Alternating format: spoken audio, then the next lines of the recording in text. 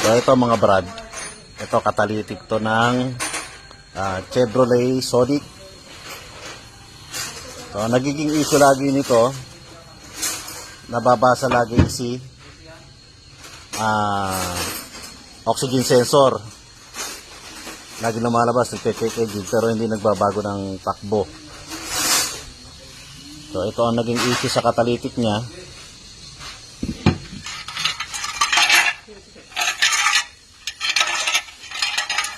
Durog na yung nasa loob.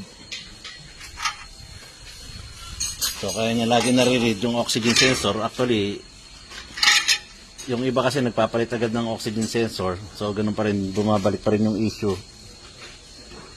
So ang talagang major concern dito is yung, ayun, kung makita nyo, durog yung loob ng yung mismong catalytic. Ayun. So pagka ganito, papalit ka na ng catalytic. Wag oxygen sensor papalitan, yung mismong catalytic.